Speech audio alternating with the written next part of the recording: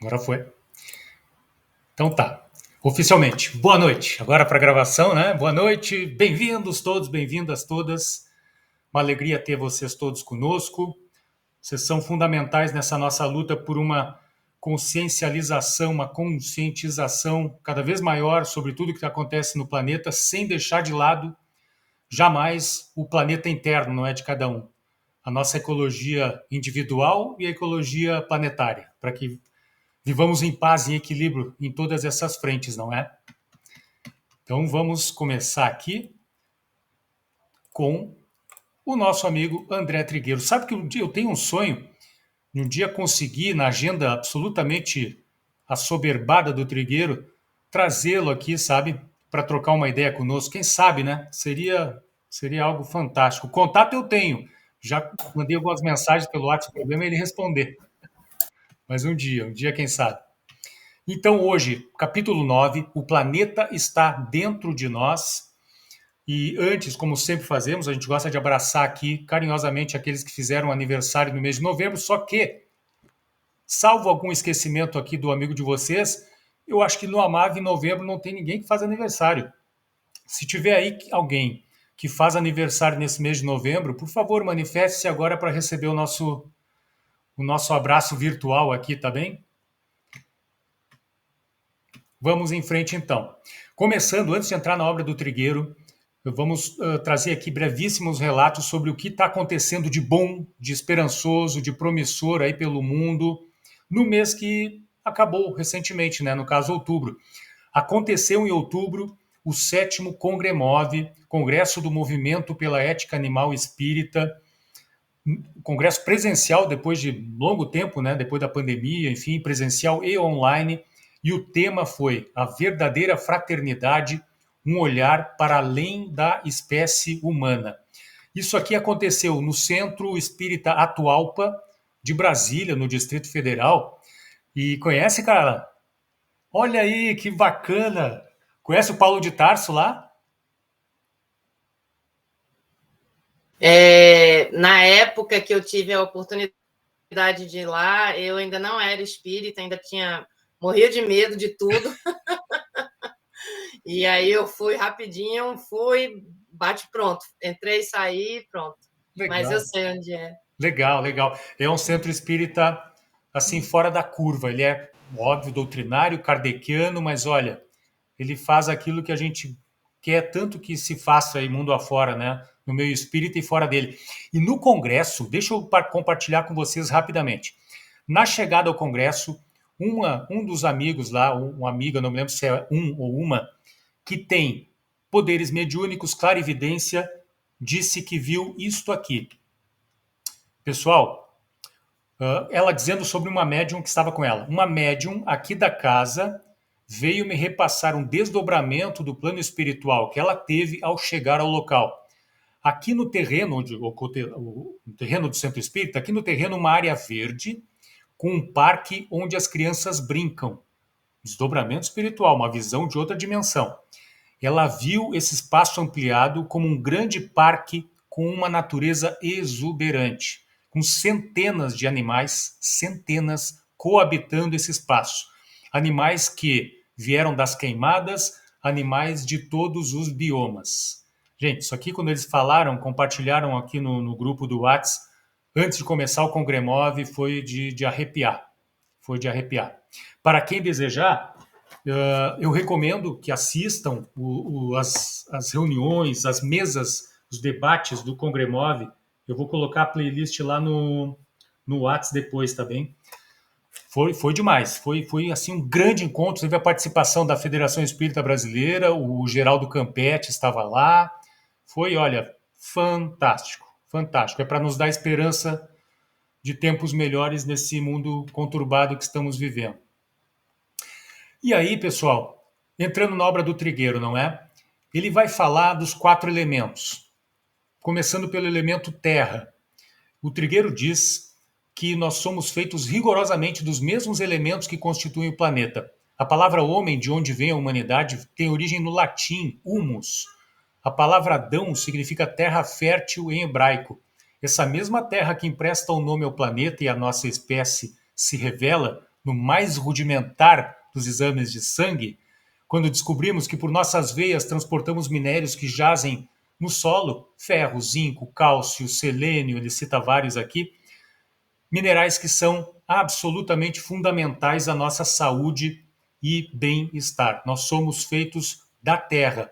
E tem um astrônomo fantástico, maravilhoso, chamado Carl Sagan, que está na espiritualidade, caso ele não tenha reencarnado. Seria uma boa ideia se ele reencarnasse para nos ajudar. Ele disse que o cosmos, na verdade, está dentro de nós. Somos feitos de matéria estelar. Somos uma forma do universo conhecer a si mesmo. Carl Sagan. Somos feitos também, outra variação dessa frase, somos feitos de pó de estrelas. Nada mais verdadeiro, nada mais filosófico, nada mais poético do que isso. E nada mais forte para nos alertar sobre a urgente reconfiguração das nossas relações com a Mãe Gaia, não é?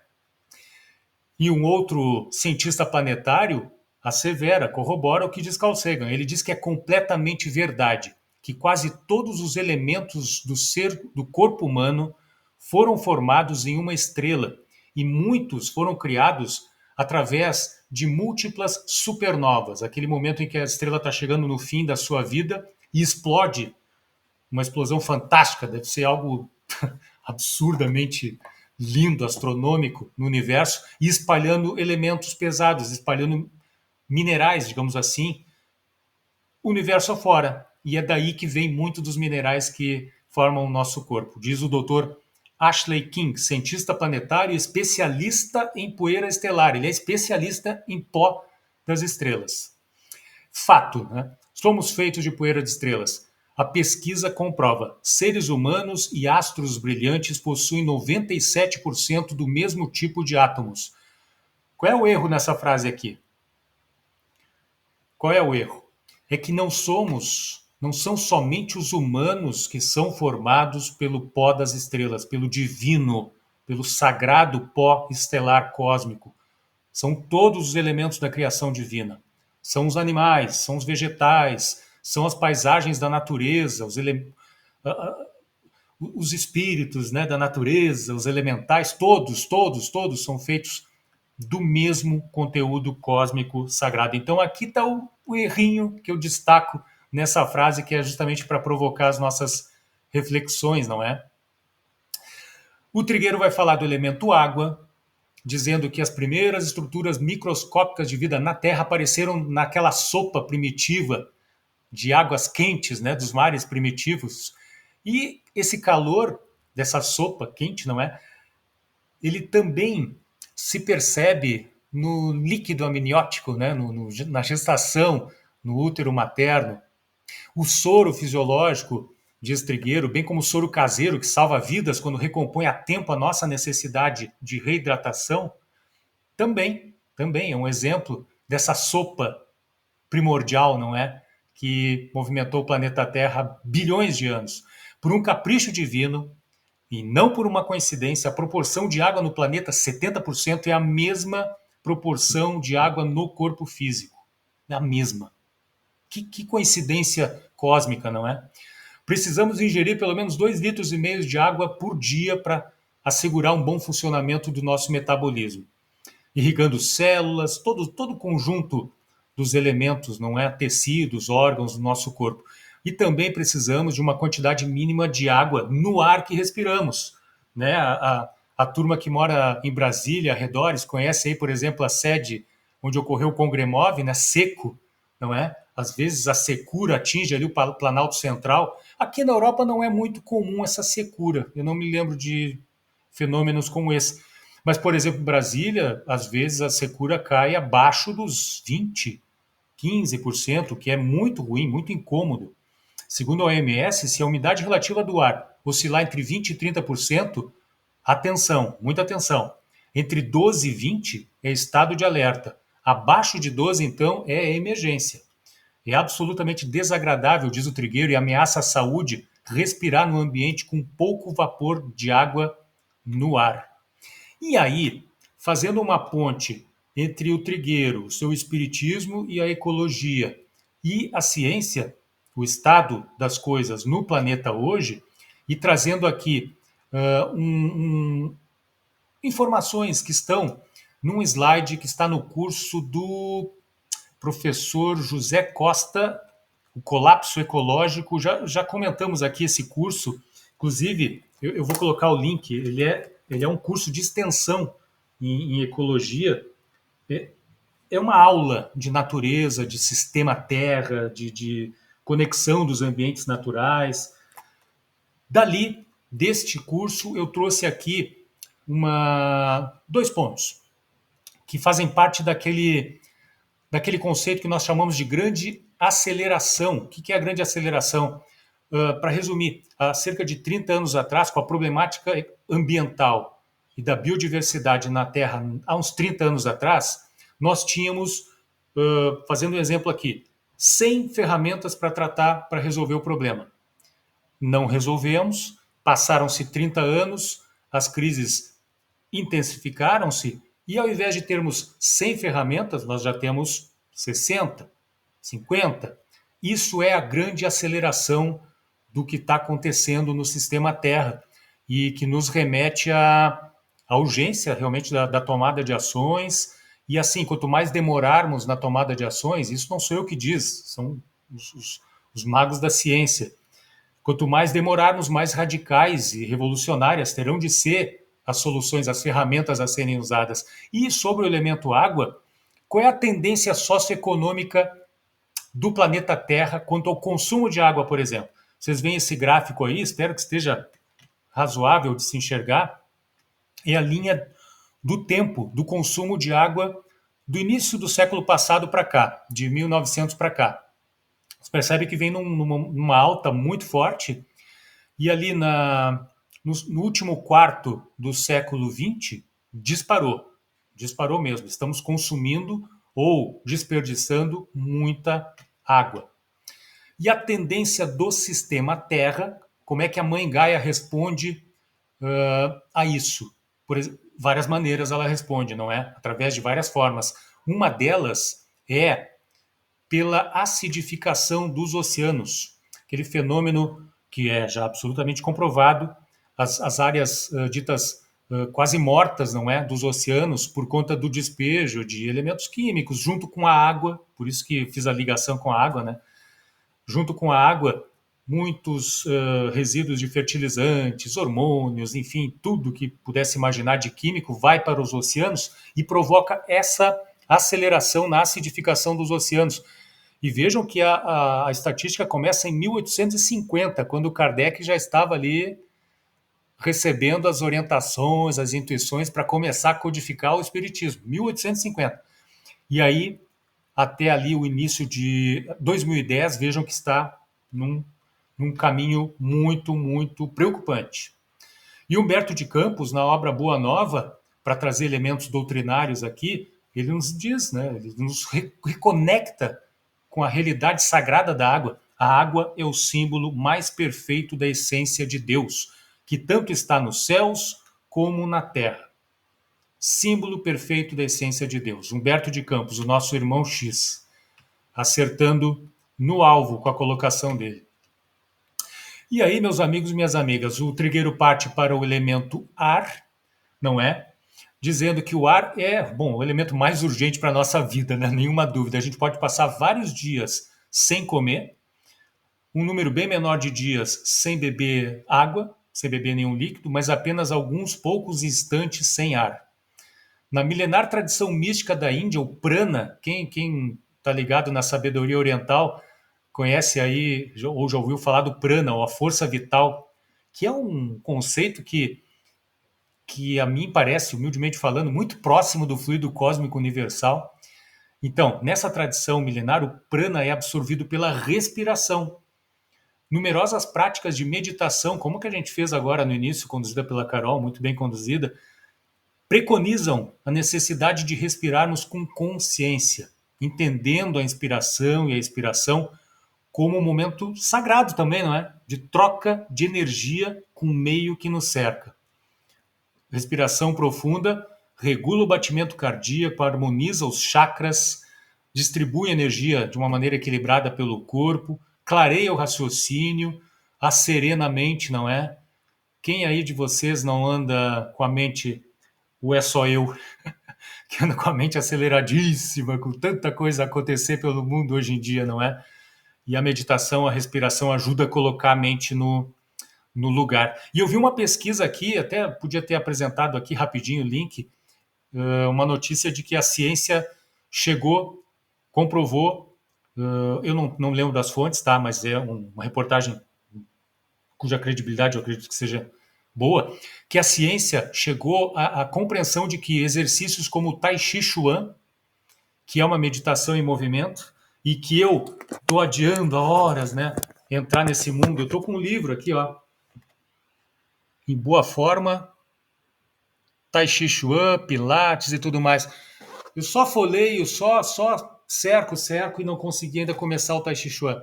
Mas o Tai Chi Chuan, ele reduz a pressão. Ele, além de acerenar a mente, acerenar a alma também, não é? Ele ajuda na hipertensão. Então, olha como é importante realmente essa questão da meditação e da respiração consciente, não é? E aí o trigueiro vai adiante. E aí eu faço de novo, tá? Trago de novo uma tendência socioeconômica do planeta hoje, relacionada com o elemento ar, que é o transporte. Transporte.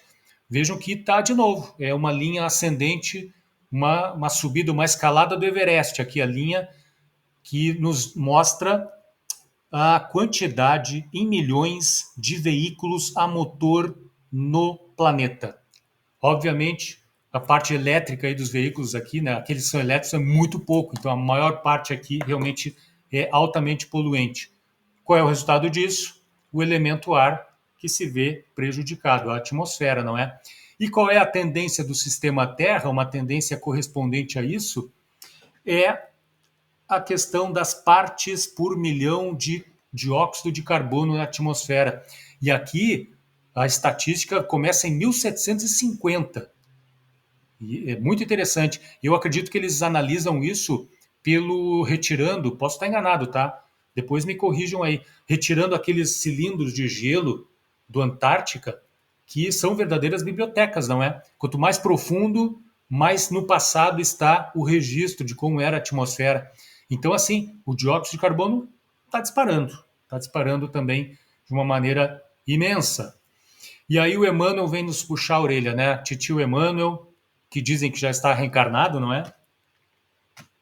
Ele diz que não te esqueças, meu irmão, de que o Senhor te situou a experiência terrestre num verdadeiro paraíso, e é verdade, onde a semente minúscula retribui na média do infinito por um, e onde águas e flores, solo e o elemento ar, a atmosfera, te convidam a produzir em favor da multiplicação dos tesouros eternos. Ou seja, a doutrina espírita nos dá, é inegável, inegável. A gente tem que abrir o coração e a mente para estudar isso profundamente, começando por estudar profundamente Kardec, não é? Para entender a interação do espiritismo com as ciências hoje. Não a época lá, porque no contexto lá do século XIX era tudo diferente, mas hoje essas interações são imensas. O elemento fogo, não é? O outro elemento, o André Trigueiro nos traz aqui no seu livro que o elemento fogo se revela simbolicamente em vários fenômenos fundamentais à vida. Vem do Sol, que é uma grande fornalha cósmica, não é? A energia que sustenta tudo, toda a vida no planeta, e cujo núcleo é composto de uma grande massa incandescente. O que se convencionou chamar de efeito estufa é a capacidade de a atmosfera reter parte desse calor do Sol. Então é um fenômeno natural que assegura a manutenção da temperatura média da Terra nos 15 graus. Média. Não fosse possível reter esse calor através dos gases que compõem a atmosfera, e a temperatura média seria 23 graus negativos, um pouquinho mais frio do que está hoje aí, né, Carla? Um pouquinho mais frio, uns 23 graus negativos, reduzindo drasticamente a presença da vida na Terra.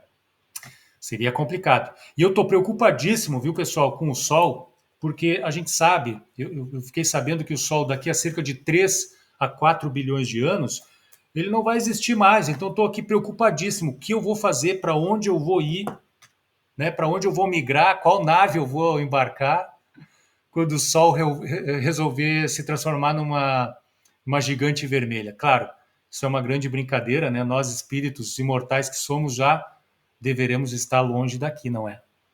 Evolutivamente falando, então, olha, eu acho que é bastante certo que estaremos bem longe em mundos melhores, muito, muito melhores. De novo aqui, qual é a tendência socioeconômica que envolve fogo? Né? Vejam se faz sentido, tá? Produção de papel em milhões de toneladas. Uma estatística que começou lá na década de 1960, no século passado, e segue também, aquela linha subindo o Everest aqui, linha muito alta. Então a gente percebe que cresce a produção de papel. Para crescer a produção de papel, o que tem que fazer? Derrubar florestas e plantar eucaliptos. E plantar árvores que depois vão ser desmatadas para produzir papel. E a gente sabe, e aí a minha conexão aqui muito humilde entre isso que a gente está falando e o elemento fogo, vocês vão entender agora, a gente sabe que florestas de eucaliptos, Portugal que o diga, Itália, Grécia, outros sítios aí pelo mundo, estão muito propensas a incêndios, aos incêndios que a gente percebe aí mundo afora, não é? E isso é o elemento fogo, agindo de uma maneira descontrolada por conta do nosso passo ambicioso demais na exploração dos recursos naturais, não é? E qual é, então, a tendência, a resposta de Mãe Gaia a isso? A essa questão da produção de papel, por exemplo, do fogo e de tudo que vai degradando a natureza. É uma degradação crescente da biosfera. É o percentual de decréscimo de abundância de espécies, que também vem numa linha crescente absolutamente preocupante. E aí Joana de Ângeles nos socorre, né? A nossa ambientalista psicóloga preferida da espiritualidade. Joana é maravilhosa nesse sentido. Os exemplos nobres e de desprendimento de alguns podem estimulá-las a vir para o campo de ação, aumentando o número dos que laboram pelo bem e se interessam pela mudança do meio social, a fim de que o mundo se torne mais benévolo, o ar mais puro, as águas, florestas, estamos falando de produção de papel e outros elementos da máquina econômica que degradam florestas, por exemplo, a pecuária também. Florestas e animais sejam preservados no seu habitat, na sua casa, direito que lhes é outorgado pelo Supremo Criador.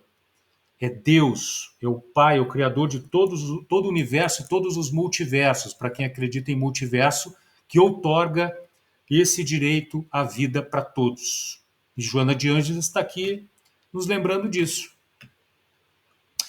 E aí, já que falamos de efeito estufa, estamos quase no fim, tá, pessoal? Mais 1h30, 2, eu termino aqui a apresentação. É jogo rápido. Essa brincadeira, eu me canso de fazer essa brincadeira sem graça, né?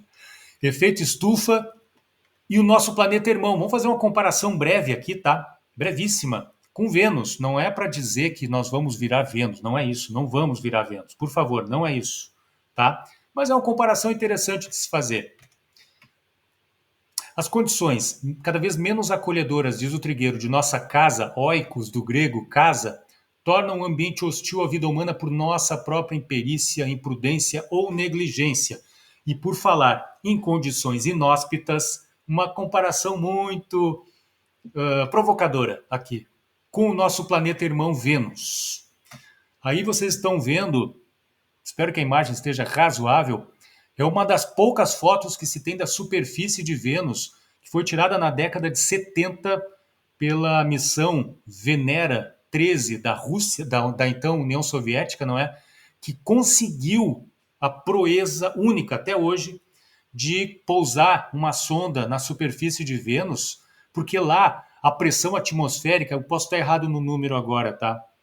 Mas é algo assim nessa casa de grandeza, é 100 vezes ou 150 vezes maior do que a pressão atmosférica na Terra. Esse número pode estar enganado, mas é uma pressão altíssima, nada aguenta muito tempo na superfície. A sonda essa durou pouquíssimo tempo, durou minutos até ser destruída pela pressão atmosférica por conta da atmosfera propriamente dita de Vênus, que é espessa pra caramba, muito, muito espessa.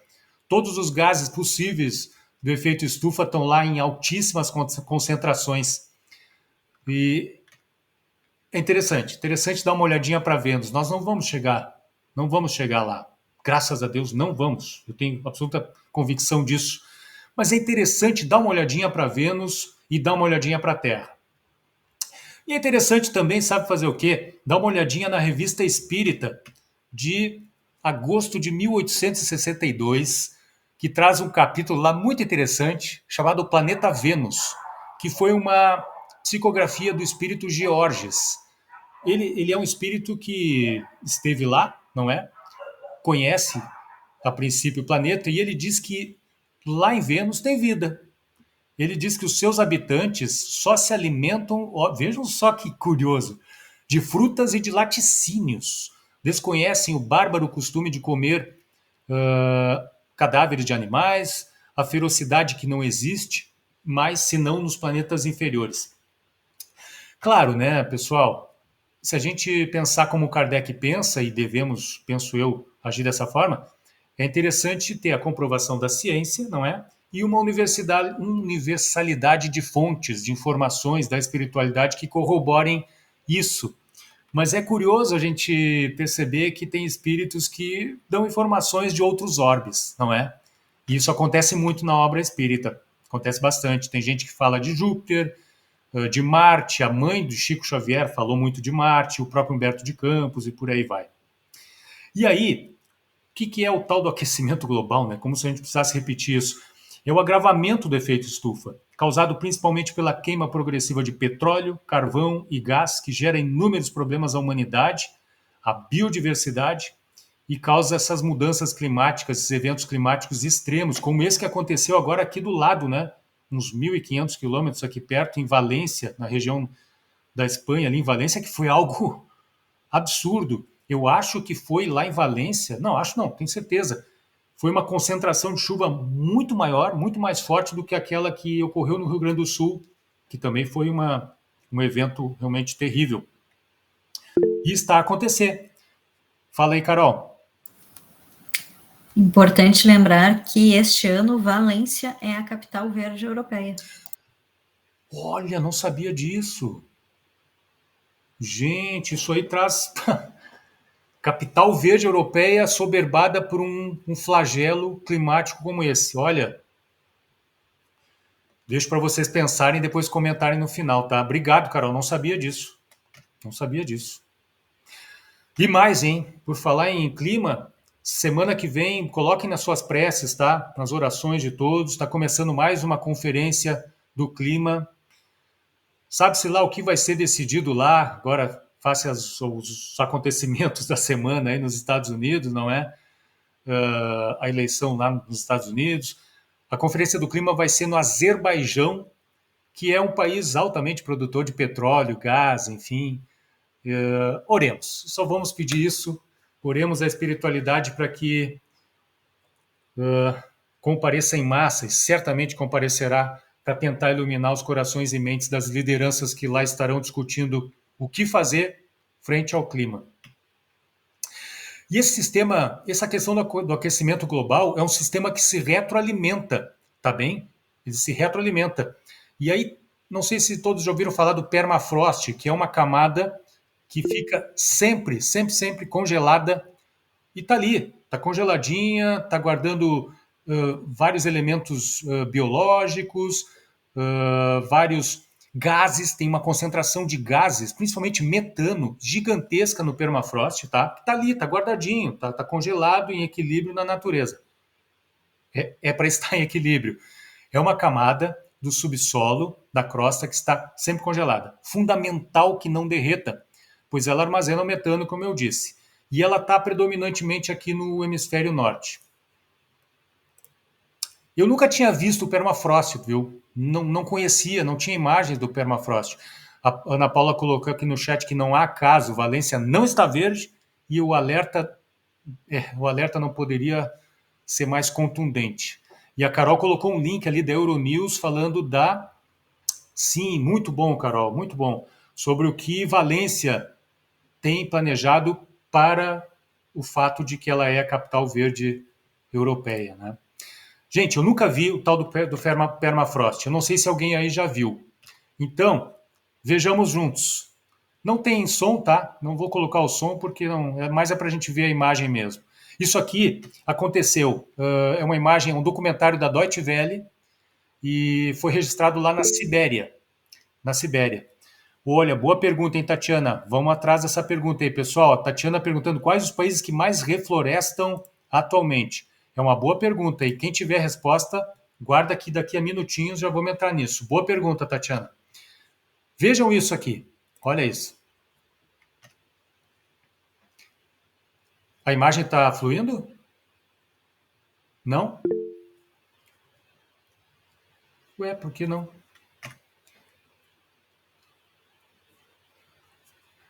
Deixa eu contextualizar. É uma pesquisadora que está visitando um rio na Sibéria, junto com um morador local, para justamente investigar, analisar o que está acontecendo com o permafrost na Sibéria. Vejam o verde da Sibéria. Começa por aí, não é? Gente, eu vou colocar o vídeo para rolar e não vou enxergar vocês. Alguém fale se o vídeo não estiver rolando, tá?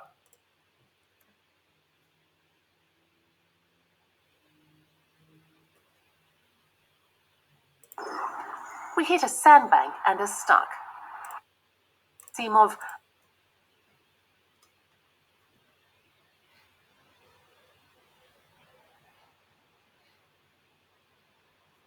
O rio já não está tão cheio como era antes, tem bancos de areia ali, ele teve que descer do barco até, né? E com vocês, o permafrost.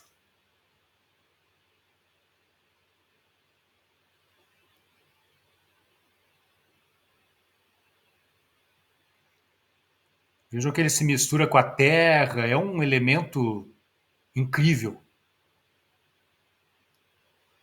Tem um cheiro bem ruim, por causa do metano que está ali. Veja a quantidade de insetos voando. E aí ele está falando que ele nunca tinha visto isso, as coisas estão acontecendo realmente muito rapidamente. E vejam ali pingando. E aqui está recomeçando o vídeo. Percebem aqui ó, o gelo ali, capas de gelo. Aí o gelo está muito claro, realmente pingando. Esse é o permafrost. Vejam que é um gelo amarronzado mesmo. Não é aquele gelinho puro da geladeira, né? Cristalino e tal. Ele é bem diferente. E está a acontecer neste momento. Meus amigos, minhas amigas, mas para tudo há esperança. A gente batalha pela esperança e agora, mais do que nunca, essa consciencialização nossa, esse trabalho de difusão de conhecimento, de difusão de projetos, de batalha fraterna mesmo pelo bem do planeta, ele é mais necessário do que nunca. E projetos existem maravilhosos pelo mundo para virar esse jogo. Então a esperança é o nome do jogo, tá bem? Não percam isso de mente. Não vou dar um spoiler aqui no final, nós já estamos quase no finalzinho. O trabalho de formiguinha que é poderoso. Poderoso. Depois vocês vão ver o porquê da formiguinha. Gente, então, o trigueiro, a Carol colocando aqui, ó, uma das cidades mais conhecidas. Ah, sim, depois vamos falar disso aqui, Carol. Legal. Obrigado. Show de bola. Os 4 elementos, né? O trigueiro está falando dos 4 elementos, e aí eu já fiz aqui uma viagem gigantesca para mostrar que o que está fora está dentro, como diz o próprio trigueiro, não é? A paz, o equilíbrio do lado de fora no meio ambiente, é a paz e o equilíbrio que a gente precisa encontrar dentro de nós. E aí natureza cruza com essa busca por esse equilíbrio interior nosso. E é isso que trata a alquimia, é isso que trata a filosofia, e é esse cruzamento agora que eu vou propor a vocês, que eu acho que é fundamental nessa nossa luta ativista, porque se nós estivermos em paz, em equilíbrio espiritual, mental e físico dentro de nós, nós seremos ativistas formiguinhas poderosas a trabalhar pelo planeta, cada vez mais poderosas. Então eu acho interessante a gente fazer esse cruzamento. Pitágoras, ele concluiu que existe uma ordem geral que se imporia sobre o universo. O estudo da natureza por ele, não é, o levou a determinar a existência desses 4 elementos que a gente está tratando até agora. E aí, daqui a gente traz essa frase, essa fala aqui da obra do Trigueiro. Nós sofremos as consequências dos estragos que determinamos ao meio que nos cerca, porque, na verdade, aí ó, o que ele falou, o que está fora está dentro. O que está fora no planeta, na natureza, está dentro da gente. Nós somos uma miniatura, um reflexo do que está fora. Então, não é mais possível separar a humanidade do planeta. O meio ambiente começa no meio da gente. É uma frase que está no livro do Trigueiro, é uma frase de um poeta chamado T.T. Catalão. O meio ambiente começa no meio da gente.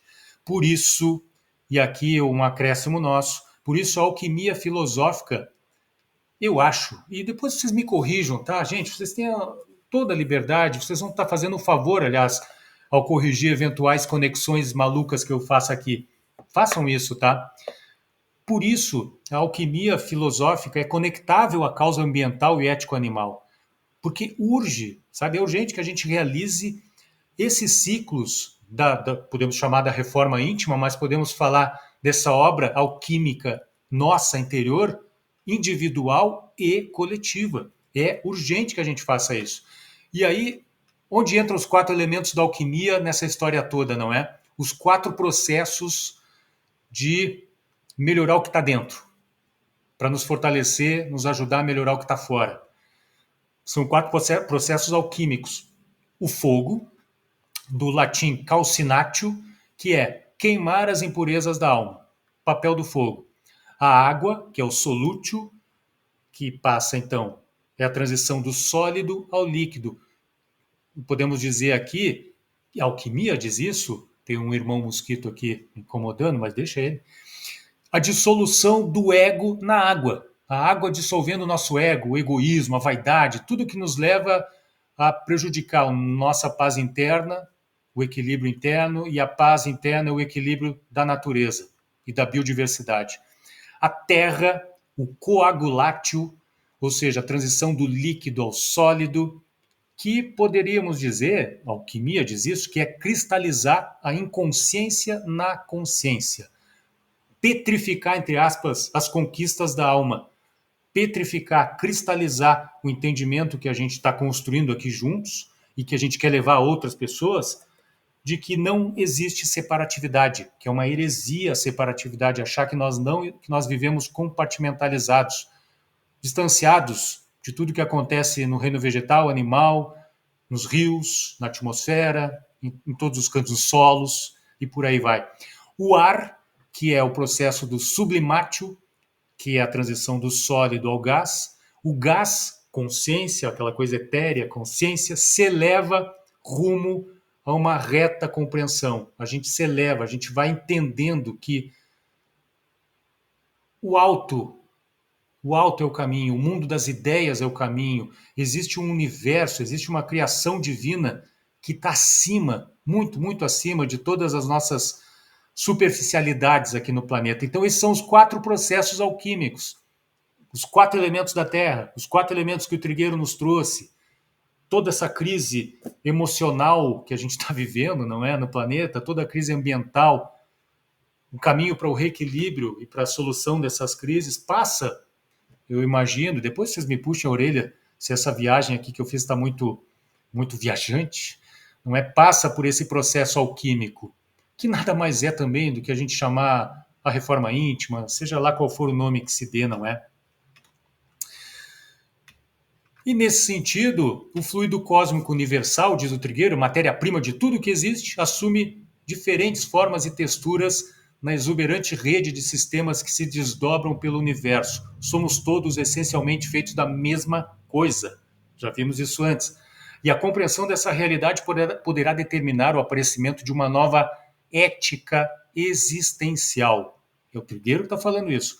Na qual nos reconheçamos como parte do todo e não a razão pela qual o universo existe.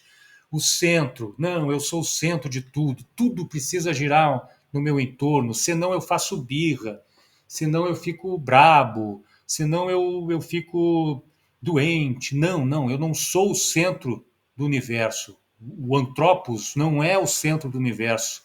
O universo, puxa vida, onde é que eu li? Ah, sim, eu li isso aqui, nesse livro que eu estou lendo aqui, ó. O universo, diz o Joseph Campbell, um mitologista, uma mente assim privilegiadíssima, o universo é algo que é uma figura de uma circunferência onde o centro está em todos os lugares e onde a circunferência não existe. É um negócio fantástico. Eu estou lendo nesse livro aqui, ó, O Poder do Mito, Joseph Campbell. Eu acho que dialoga muito com isso que a gente está vendo aqui. Então, essa nova ética implica a sacralização da criação divina em todas as suas formas, em todos os reinos da vida. Sem exceção, meus amigos e minhas amigas. E aí, já rumo ao final aqui, um momento de esperança, não é? Aqui tem espaço para falar de muitos projetos, mas o tempo é curto. Então vou falar de um só, tá? Que é um projeto desenvolvido na Universidade Federal da Paraíba, que ajuda a recuperar áreas da Caatinga. É um projeto, é um foguetinho que é disparado e carrega sementes. Ele ajuda a reflorestar a Caatinga. Ele foi fabricado com garrafas PET, fibra de vidro e foi impresso naquelas impressoras 3D. O lançamento é feito pela pressão do ar e água dentro das garrafas. É todo sustentável. Os custos com os foguetes são mais baixos do que o reflorestamento feito com aviões e helicópteros. No momento oportuno, ele dá um disparo e faz o espalhamento das sementes. E no chão, elas têm a disposição de mais ou menos 20 metros por 100 metros. A gente consegue fazer, diz eles, cerca de 1 hectare a cada 8 lançamentos, explica o físico Renan Haversar. O link da matéria está aqui, depois eu posso compartilhar para vocês verem. Ali está a dupla tá trabalhando no foguete e os caminhos estão aí, né? Para a gente reflorestar esse planeta. E aqui tem um outro fator aqui de esperança para nós, de que esse mundo tem jeito, que é as biovaletas. Vocês já ouviram falar disso, das biovaletas? Eu vou colocar aqui, e se o áudio não sair, tá? Alguém fale, tá bom? Muito mais do que embelezar nossas cidades, esses pequenos oásis urbanos previnem enchentes, especialmente com as mudanças climáticas. Chamadas de biovaletas, esses jardins são valas logo abaixo do nível da rua, preenchidas com plantas resistentes à seca. Elas absorvem e filtram a água da chuva, ajudando a prevenir inundações. Cidades ao redor do mundo estão adotando essa solução para combater tempestades intensas. Mas isso não é tudo. Além da drenagem, as biovaletas acalmam o tráfego, criando espaços mais seguros para ciclistas e pedestres. Isso torna as cidades mais resilientes e habitáveis. Elas funcionam como esponjas, absorvendo a água e filtrando poluentes antes que cheguem ao sistema de drenagem. Plantas como gramíneas e flores silvestres são escolhidas para garantir eficiência e sustentabilidade. As biovaletas são um elemento crucial para o futuro das cidades inteligentes. Você sabia que mini jardins podem fazer... Interessante, hein? Que solução. Será que o Valência a capital europeia, tá fazendo isso? Enfim, soluções estão aí, não é? As soluções existem para todos os lados, todos os lados. E, gente, encaminhando aqui, finalizando, de novo com aquela nossa intenção de nos fortalecer aqui mutuamente frente a tudo que está acontecendo, e tempos difíceis virão, não é? E a gente precisa aumentar nosso quociente de energia, de forças, de fé, de que Mãe Natureza supera tudo, todos os males, todos os desmandos dos homens, dos seres humanos. Vem aqui um primeiro socorro ecopsicológico para a gente tratar. Olha as formiguinhas aí que eu tinha falado antes. Esse é o Dr. Thomas Doherty, que é o especialista em psicologia, ecopsicologia, dando uma dica muito importante. Para quem pensa que o que nós fazemos, o que eu faço é muito pouquinho, o que eu faço não vai dar jeito, não adianta eu fazer porque não vai mudar em nada, não vai fazer. E a pessoa mergulha no imobilismo e mergulha na angústia, não é? Porque as coisas seguem acontecendo. E nós, sim, podemos fazer muito, muito, muito, muito. E aí o doutor nos dá uma dica muito importante. Vocês aqui que estão conosco nesse grupo, nesse encontro hoje, têm mais força e influência do que pensam. As pessoas dizem, minhas pequenas ações não importam, mas muita gente confunde a escala. Parte do problema com as alterações climáticas é que todas essas diferentes escalas estão misturadas. Estão mesmo. Temos vida individual, nossos próprios corpos e temos todo o planeta. Não posso ser Atlas da mitologia, não é? E sustentar o planeta nas costas, mas tenho arbítrio em meu nível pessoal, em minha família e em meu trabalho. Portanto, está ajudando as pessoas a avaliar o que entendem por ação, por desprendimento. Não tentem ser uma Greta Thunberg ou sei lá quem mais aí que a gente possa mencionar, um José Lutzenberger, para quem é brasileiro e lembre do nosso ecologista, não é? Seja você mesmo. As ações individuais têm efeitos cascata, elas se replicam, elas vão longe, a gente nem faz ideia de onde elas vão, sabe? Um simples recolher de uma garrafa plástica num ambiente onde ela não deveria estar, na rua, enfim, colocar no sítio correto, alguém vai estar vendo e alguém vai ser tocado com isso. Imagina outras coisas, outras pequenas ações como essa, não é? E é isso, minhas amigas, meus amigos. Era o que tínhamos para entregar para hoje, era muita informação, talvez eu tenha acelerado um pouquinho, né? Mas, enfim, aí está posto. E aí está aberto o caminho, está aberta a palavra a todos, tá? Para a gente trocar ideias aí, para trazerem as considerações. Vamos aí mais uns 15, 20 minutos de interação. Fiquem à vontade para isso, tá? Vocês ajudam tremendamente nesse ponto. Uso solidário do tempo para que todos possam contribuir, falar, dar o seu recado. A pergunta que, começando aqui com a pergunta que a Tatiana fez, que é excelente, não é?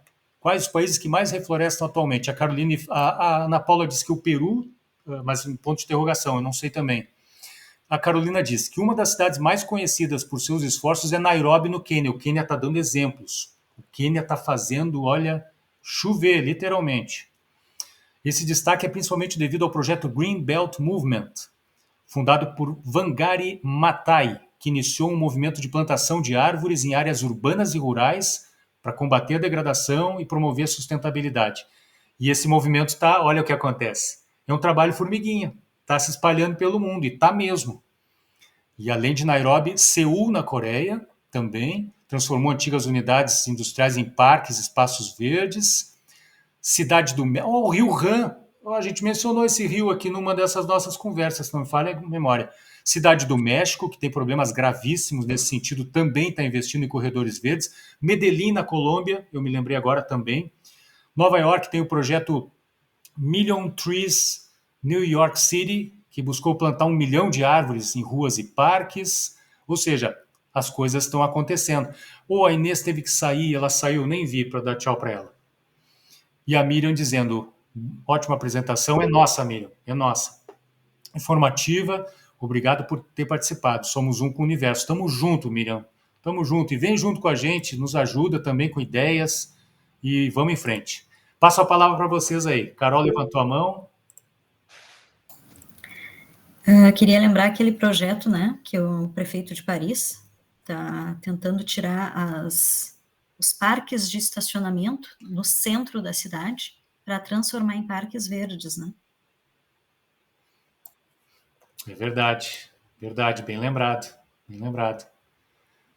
E tá funcionando, tá tirando os carros também, aumentando a área onde não pode circular carro, então tá tendo muito mais bicicletas lá circulando. É verdade.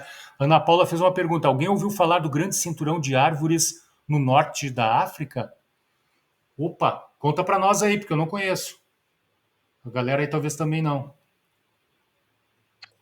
Não, Roberto, estou mesmo a fazer a pergunta porque era um grande projeto que existia e eu teria que ir pesquisar. Porque foi a ideia, acho que até de uma criança ou um jovem, e a uma certa altura estava mesmo a ser construído um grande cinturão assim, ali que já tinha invadido uma grande parte do deserto, inclusivamente.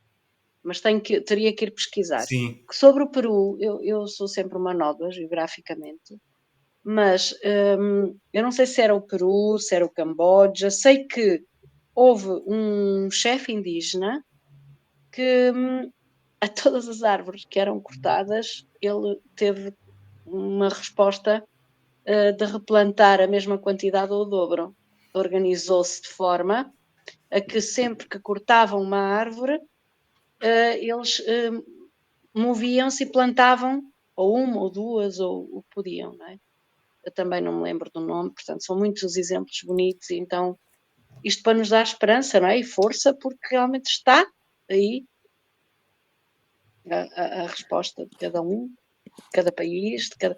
E é quase como a resposta, e agora vou ser cínica, do nosso presidente de cada Câmara de Aveiro, que decidiu dizimar todas as árvores, ou quase todas, Sim. as que têm uma média de 50 anos, com a bela desculpinha de que os passeios estão tortos, e os passeios tortos que poderiam ser elevados e endireitados, não é? Ou outra coisita qualquer, são passeios onde passa a sombra das borboletas e dos passarinhos, porque ali ninguém anda a pé. Há uma zona onde ele dizimou agora, recentemente, de um lado e do outro da estrada, plátanos e árvores lindíssimas que agora no outono têm aquelas cores extraordinárias. E é isto, quer dizer, continuamos a assistir a este tipo de atitude. E pronto, já agora descobri que na minha zona há um castanheiro que tem quase 1600 anos, lindíssimo, e que os proprietários decidiu fazer um prolongamento do muro da casa para o proteger, porque já está catalogado entre os monstros, como é que é? Não sei já o nome, pesquisei, basta pesquisar o castanheiro de Beira Valente, aparece entre as árvores gigantes, é o maior, o mais antigo de Portugal, lindíssimo, porque tem uma casca onde se entra, parece uma casa, cabem umas 5, 6 pessoas lá dentro, de mão dada, e depois tem umas árvores enormes de castanheiro na parte de cima da casca, daquele tronco meio oco enorme que está no chão. Para dizer que alguém protege uma árvore e um presidente da Câmara dizima dezenas e centenas delas sem qualquer problema. Portanto, isto Políticos, né? é o nosso fluir, não é? O fluir dos nossos tempos, e temos que pedir ajuda, verdadeiramente muita ajuda para os nossos dirigentes e para todos. Iluminem mesmo, porque a realidade que nós vemos é que as coisas vão melhorando, não é? Vamos acreditar que as coisas estão a melhorar e que há muitos exemplos. E temos que fazer força contrária também. Exatamente. Estou a olhar para a Carla e para aquele sorriso doce, que sabe que é sobretudo com a nossa força espiritual que podemos amparar estes nossos dirigentes, porque senão as coisas são complicadas. É verdade. E agindo como cidadãos cristãos e espíritas conscientes, né? Na questão política, né? Fundamental. A Miriam está com o microfone aberto. Quer falar, Miriam? Desculpa, tô fazendo barulho aí. Não, mas eu estava imagina. escrevendo, eu vou falar. Fica à vontade. Existe um projeto muito interessante, uma organização em Ravenna, em Minas Gerais, que eles fomentam a plantação de bambu como material de construção, e para também as pessoas usarem menos florestas ou coisas assim na construção de móveis, na construção de casas, tudo. E eles dão cursos, é um projeto muito interessante, principalmente para o Brasil, né? De você aproveitar esse material que cresce muito no Brasil e para proteger as nossas florestas. Eu acho interessante. Eu estava escrevendo aqui para vocês e acabei batendo no microfone. Imagina. Mas eu vou colocar aqui para vocês Centro de Bambu, estava aqui colocando, de bambu e das tecnologias sociais. Eles dão cursos também. Das Legal, Miriam. Legal. Muito bom. E legal que você compartilha com a gente para a gente compartilhar no outro grupo de estudos do Amaro. Legal. serbambu.org.com, Ravenna. Eles são uma sociedade econômica, eles trabalham com isso também, ganham dinheiro no curso também, mas lógico, né? Mas o que eles fazem a pessoa é um mestre do bambu, é uma pessoa que aprendeu com os japoneses, né?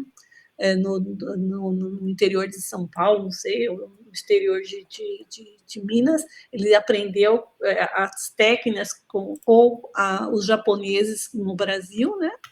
E é realmente uma referência no trabalho no bambu no Brasil. Eu achei muito interessante o trabalho deles.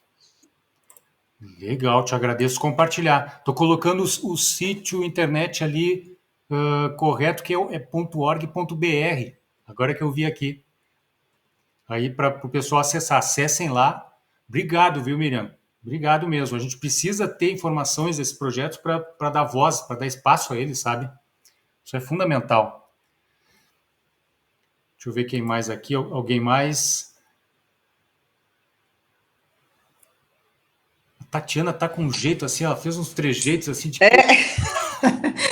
Aí depois eu quero Ana Paula. agradecer as respostas aí quanto à pergunta que eu fiz, porque eu só sabia sobre a Alemanha e a Noruega, né? E então, assim, é tão bacana você saber o quanto os países, o mundo, eles estão em prol, né, de reflorestar, de cuidar. Então, muito obrigada, tá? Obrigada aí pelas respostas. Legal. A Finlândia também é conhecidíssima pelo reflorestamento. Eu estou lembrando da China. A China, rapidinho, viu? Fala bem rapidinho para passar a palavra rapidinho para a Ana Paula. A China é um exemplo, é um país incrível, né? Cheio de questões, enfim, político-morais e tal, mas por outro lado, desenvolvendo em outras áreas assim importantes. Eles estão construindo uma linha férrea no norte da China, que é uma área desértica, ali fronteira com a Mongólia, e para ajudar a reflorestar aquela área ao longo dos trilhos da linha férrea, uns tantos metros para a direita, outros tantos para a esquerda, eles estão plantando um determinado vegetal que resiste ali ao deserto e que pode vingar e pode tornar verde aos poucos. Sabe aquela parte ali? A Arábia Saudita também, outro país complicadíssimo e tal, também está investindo nisso no deserto, enfim. O mundo está vindo, as coisas estão vindo. Uma palavra rapidinho aí para Ana Paula. Diga aí, minha amiga. Tá fechado. Se estivesse aqui o nosso querido Carlos Vilarraba, ele ia gostar de saber que há assim uma formiga em Portugal que soube e fez a experiência com beldroegas, é uma plantinha que resiste imenso à seca, imenso mesmo, nasce entre pedras, e que se dava antigamente aos porcos, porque é altamente nutriente, e que agora as pessoas foram descobrindo. Será uma minoria, mas eu fiz sopinha de beldroegas e é ótima, está bem? Pronto. Agora, eu queria dizer assim muito rapidamente que, referindo o bambu, quem viu o Amanhã vê o potencial que o bambu tem na parte que eles focam, que é na produção de papel. Eles têm precisamente um dos maiores exemplos no documentário, que é um documentário de 2015, eu já falei dele várias vezes, ele ganhou todos os prémios possíveis, foi fruto daqueles cineastas que numa COP de Paris se levantaram, perguntaram o que é que podiam fazer, e então foram pelo mundo e realizaram esse documentário. Eles fazem precisamente a demonstração da produção de papel em quantidades industriais, com o famoso impacto zero, que nunca é impacto zero, que nós sabemos, não é? Mas que termina inclusivamente com a lavagem dos fornos, com fitas de bambu a chicotear a alta velocidade os fornos, e depois o reaproveitamento, inclusivamente, dessas fitas e do restante para fazer fertilizante. É um ciclo fechado, desde a produção, desde o crescimento do bambu, até à produção de papel, branco, sem cloro, sem nada, papel branquinho. E o documentário termina precisamente com uma imagem muito bonita dessa grande empresa e com as pessoas todas que participam do documentário, porque há muitíssimos exemplos que eles foram buscar pelo mundo de exemplos que beneficiam o planeta. Isto em relação ao bambu, mas agora eu ia pedir ajuda porque estou cansada e não consigo chegar lá. Qual é o nome da planta da marihuana, aquela que tem 5 pontas? Essa planta, pronto, em Zurique, em 94... Cânhamo. Cânhamo? É o cânhamo? Cânhamo. Ok. O cânhamo, vi agora um artigo sobre a produção e é qualquer coisa de fabuloso para tudo, para construção de materiais de construção, de isolamentos, de roupa. Foi uma notícia que eu vi agora há pouco tempo, a Carla está a fazer assim, e aquilo é realmente revolucionário. Eu, em 94, em Zurique, havia uma casa onde conheci uma coisa muito extraordinária, que era roupa lindíssima, tipo aquele tom do linho em cru. Eles produziam roupa e depois tinham dentro da lojinha vários exemplos já de tudo o que se podia produzir com o cânhamo. Os isolamentos, os tijolos, entre aspas, de construção, essas coisas todas. Mas eu queria vos falar de outra coisa que poderão pesquisar e que eu achei extraordinário e que eu gostava de ter aproveitado e não consegui, porque destas ideias todas eu tenho sempre aqui um sonho concentrado em pequenino, que é poder fazer algo concreto numa área pequenina. Mas é uma arquiteta que fez o doutoramento ou a tese do curso, porque desde garota que se perguntava, ela vivia numa zona de arrozais e ela percebia que havia muito, muito detrito que sobrava do arroz, dos arrozais, não é? E ela dizia que aquilo mexia com ela porque, na opinião dela, aquilo se calhar podia vir a ter uma utilidade. Ela desenvolve todo um projeto e constrói, ela própria está à frente de um projeto que constrói casas precisamente com os detritos do arroz. Okay? Isto é um resumo. Mas casas ideias, né? Altamente isoladas que mantêm que mantém uma temperatura de 18 graus estável dentro de casas, pode estar 40 lá fora ou menos 5. Já construiu uma casa num píncaro dos Alpes suíços e lá está, não é preciso usar mais isolamentos. Olha aí. A solução está aí, né? A solução está na natureza. A solução está na natureza. É só abrir o livro da natureza e ter boa vontade, né? Fala aí, minha amiga Lilian. E assim, mais uns minutinhos e vamos caminhando para o final aqui, tá? Eu estava procurando aqui para ver se eu achava a reportagem para poder passar os dados corretos, mas já teve algum encontro nosso que foi falado sobre a questão da quantidade de descarte que é feito de roupas. E aí tem uma estudante, acho que ela é de engenharia de produção, que ela criou tijolos de restos de roupas. Então, é uma forma de você estar reutilizando, né? Ela fez todos os testes lá, tudo certinho. Estava procurando aqui, depois eu compartilho com vocês no grupo, depois por favor, que eu achar. E outra coisa que também eu queria, só para poder falar rapidinho aqui, você falou do congresso que teve, né, do MOVE, e eu comecei a assistir os vídeos, e eu não sei se mais alguma pessoa que assistiu, eu assisti a fala do Luiz Signatis. Você chegou a ouvir? Alguém mais? E assim, a gente sabe, mas assim, acho que mexeu muito também comigo, porque ele destacou a importância que a gente envolva, né, instituições maiores, né, porque essa questão que a gente fala, a questão ambiental, essa questão dos animais, isso se envolve muito a questão de políticas, né? É muito louvável tudo isso que a gente faz, porque a gente precisa ter, porque se a gente for esperar algum político fazer alguma coisa nesse sentido, a gente ia estar sentado esperando até ontem, né?